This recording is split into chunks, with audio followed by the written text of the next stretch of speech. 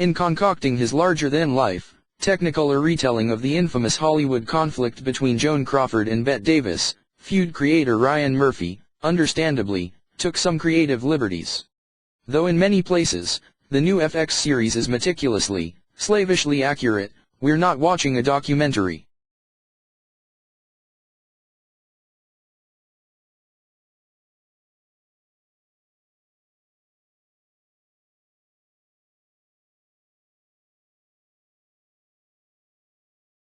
Murphy is dishing up something much sudsier, and that relaxed approach to the truth is on display within its first few moments, when the show's premiere depicts a slightly skewed version of Crawford very publicly dragging Marilyn Monroe in the press.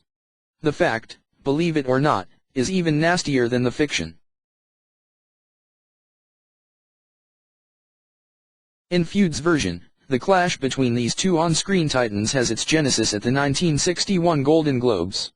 That makes sense. It fits in with the timeline that Murphy is working with, and, after all, Monroe v. Crawford isn't the main attraction of the series, it's just the opening act. In actuality, Crawford's sour response to Monroe came much earlier, in 1953, when the younger actress won Photoplay magazine's Rising Star Award. Low-cut gold lame gown William Travilla had designed for her to wear in the upcoming Gentlemen Prefer Blondes, graciously accepting her award.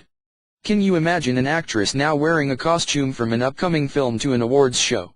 You'd never know it from the video, but Monroe had just made a career-changing fashion's most famous costume, the white pleated halter dress from the 7-Year Itch. But it was this gold number that won Monroe a standing ovation in 1953.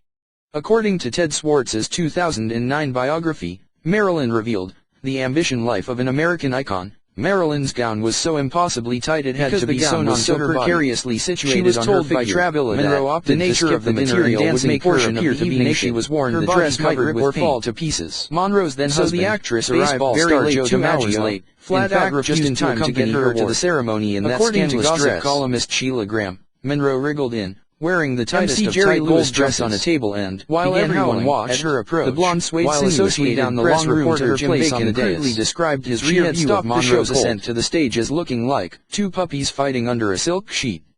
Though most of the gold dress scene from Gentlemen Prefer Blondes would wind up on the cutting room floor, perhaps for modesty reasons, the morning after the photoplay of swaying Monroe remained columnist Bacon's description, though precisely the thing Feud captures so perfectly.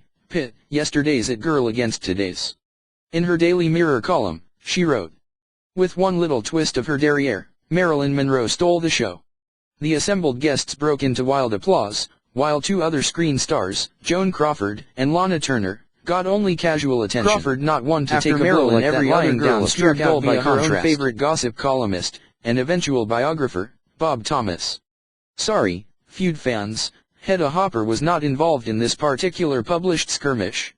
Thomas quoted Crawford as saying,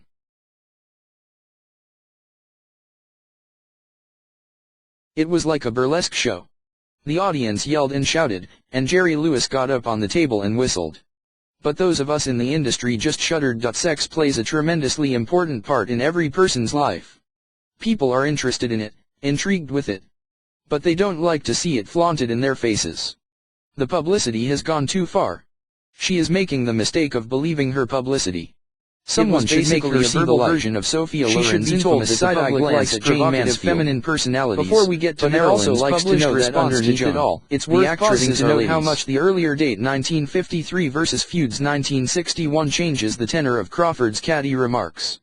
In 1953, Monroe was on the rise but had still just barely moved into leading lady territory. Her biggest hits, Gentlemen Prefer Blondes, How to Marry a Millionaire, The 7-Year Itch, Bus Stop, were all still in her future.